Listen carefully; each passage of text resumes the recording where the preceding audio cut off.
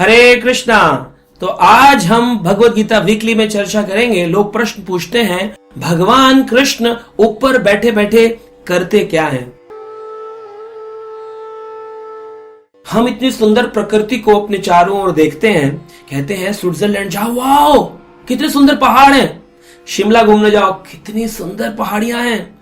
गंगा देखो, यमुना देखो, समुद्र देखो, झीलें देखो, पेड़ पौधे, हरियाली चारों तरफ, पशु पक्षी इतने सुंदर। किसने बनाए? हम प्रकृति को देखते हैं लेकिन प्रकृति बनाने वाले को नहीं देख पाते हैं। और फिर पूछते हैं भगवान करता क्या है, कहाँ है भगवान, कहाँ रहता है, ऊपर बैठ के करता क्या है? क्या शादी के जोड़े बनाता है कि अरे बंबई की लड़की दिल्ली का लड़का, चलो शादियां करा देता हूं, क्योंकि लोग बोलते हैं शादी के जोड़े ऊपर से बनकर आते हैं। कुछ लोग कहते हैं अरे भगवान देख लेगा तुझको, यानी कि मेरे कर्मों का लेखा जोखा भी भगवान देखेगा। यानी भगवान के पास कितना सारा काम आ गया। क्या ऐसा है भगवान ये सारा काम करते हैं? भगवान कृष्ण ने गीता के 9वें अध्याय के 9 और 10 नंबर श्लोक में इस बात को स्थापित किया। 10वें नंबर श्लोक में कृष्ण कहते हैं मया अध्यक्षेण प्रकृति सूयते सा चरचरम हेतानुनेन कौन्तुवे जगत विपरिवर्तते। भगवान कृष्ण कहते हैं जगत में जितना भी परिवर्तन दिखता है अर्जुन, मया अध्यक्षेण, मेरी अध्यक्षता में ये सारा काम होता है। कैसे? जैसे एक पति अपनी पत्नी के गर्भ में बीज आरोपित करके एक पुत्र को या एक पुत्री को, संतान को जन्म देता है, वैसे ही भगवान अपने दृष्टिपात से इस प्रकृति को चलाते हैं, चलायमान कर देते हैं। चर अचरम, भगवान कह रहे हैं मया अध्यक्षेण प्रकृति सूयते सा चर अचरम, चलने वाली और ना चलने वाली प्रकृति ये मेरे ही कारण है।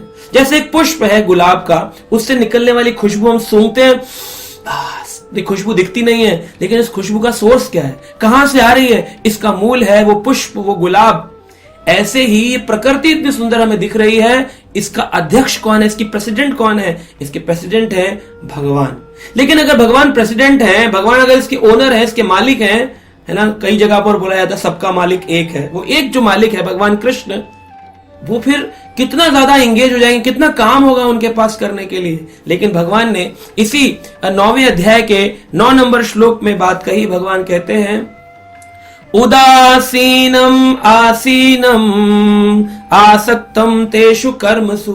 भगवान कह रहे उदासीनवत आसीनम, मैं उदासीन रहता हूं। उदासीन समझते हैं कि सब कुछ मेरा है लेकिन मैं डिटैच हूं, इससे मेरा कोई लेना देना नहीं है। जैसे एक वकील होते हैं, वो कोर्ट में कोई केस लेके जाते हैं और न्यायालय में न्यायाधीश जो होता है, जज, उसको कोई लेना देना ही नहीं है। किसी को वो दंड देता है, किसी को वो धन देता है, फिर साइन करना होता है। वकील लोग लेके आते हैं, कहते हैं जी इसने दंड देने योग्य है, पढ़ते हैं, कहते हैं हाँ दंड देने योग्य, अप्रूविंग अथॉरिटी, साइन करते हैं। तो भगवान ने प्रकृति को बोला है सबको कर्मों का लेखा जोखा देना पड़ेगा। किसी की पत्नी ने आज उसके पति के साथ बुरा किया या उसकी पति ने उसकी पत्नी के साथ बुरा किया, प्रकृति ये बदला वापस लेगी, उनको दोबारा से पति को पत्नी और पत्नी को पति बनाकर दोबारा जन्म मिल जाएगा। हो सकता है हमने किसी से लोन लिया, लोन लेने के बाद हमने चुकाया नहीं, किसी व्यक्ति से उधार लिया, उधार लेके चुकाया नहीं, प्रकृति फिर उस व्यक्ति को उसके परिवार का हिस्सा बनाएगी। जिनका पैसा चुकाना था आज हंस हंस के देना पड़ेगा, लो स्कूल की फीस, लो हॉस्पिटल के खर्चे। आदमी बोला इतना खर्चा होता है फैमिली में, ये पुराने लोन चुकाने पड़ रहे हैं, पुराना उधार चुकाना पड़ेगा। तो ये प्रकृति अपने आप काम करती है। ये शादी के जोड़े भगवान नहीं बनाता, ये प्रकृति को भगवान ने चलायमान किया है। कैसे? अपनी दृष्टिपात मात्र से। खाली भगवान ओवरसीयर हैं, ऊपर से बैठ करके देखते हैं, करते कुछ नहीं है। एक बार एक व्यक्ति विदेश से आए थे भारत में और उन्होंने कहा कि मेरा ना वीजा नहीं बन पा रहा है, तो जानना चाहते थे भगवान है कौन, कौन है भगवान। तो वो वीजा यहां पर जब नहीं बन पाया तो वो एक सरकारी ऑफिस में पहुंचे और जाकर के उन्होंने कहा मेरा वीजा नहीं बन पा रहा है। तो उन्होंने कहा कि जी टाइम लगेगा बनने में।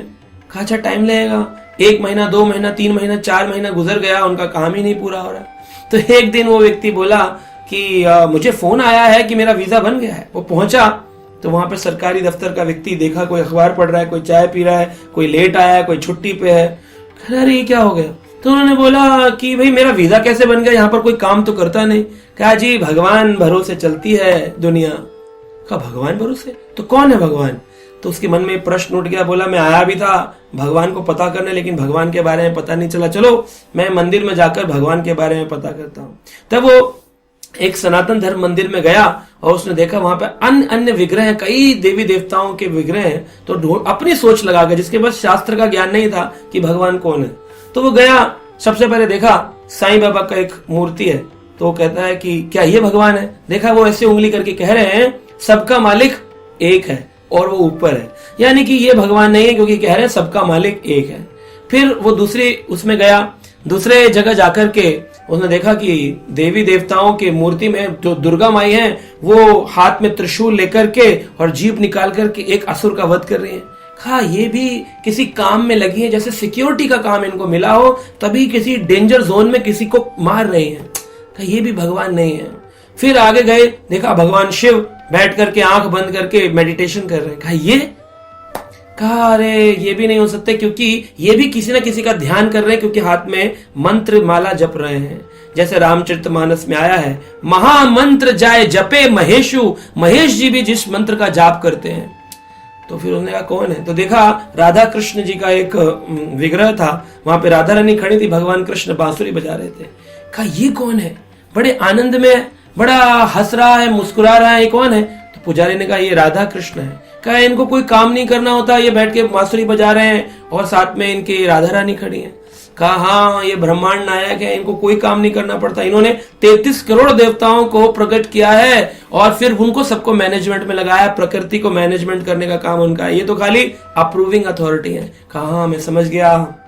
जैसे हमारी कंपनियों में मालिक जो होते हैं वो सिर्फ अप्रूविंग अथॉरिटी होते हैं, बाकी सारा काम सीईओज, मैनेजमेंट, मैनेजर संभालते हैं, और जो मालिक होता है वो कभी स्विट्जरलैंड घूम रहा है, कभी कहीं विदेश यात्रा कर रहा है। ऐसे ही ये भगवान कृष्ण सदा आनंद में रहते हैं, अपने गोकुल वृंदावन धाम में आनंद में रहते हैं, और नीचे अपने सारे देवताओं को मैनेजमेंट में लगा रखा। तो ये उसके पास कोई शास्त्र का ज्ञान नहीं था, उस व्यक्ति ने अपनी बुद्धि से तथ्य को समझा कि भगवान कृष्ण कैसे परम भगवान हो सकते हैं। तो इस प्रकार से हम देखते हैं कि भगवान प्रकृति के अंदर सिर्फ चलायमान करके सारे कार्य वो करते हैं, अप्रूविंग करते हैं, लेकिन भगवान स्वयं कुछ नहीं करते हैं। भगवान को जब इस सृष्टि की रचना करनी होती है तो वही भगवान कृष्ण ब्रह्मा की रचना करते हैं अपने रजोगुण से।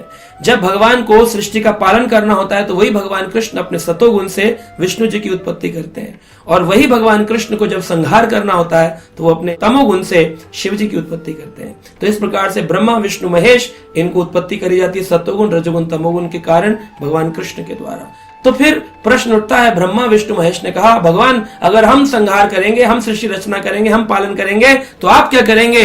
तो भगवान मुस्कुरा के कहते हैं मैं बांसुरी बजाऊंगा। तो इस प्रकार से भगवान कृष्ण जो है वो आनंद, भगवान आनंद कंद कृष्ण है, और उनकी कथाओं में, उनके इस विचारों में अगर हम अपने जीवन में उतारे तो हमें भी संपूर्ण असीम आनंद की प्राप्ति होगी। हरे कृष्णा।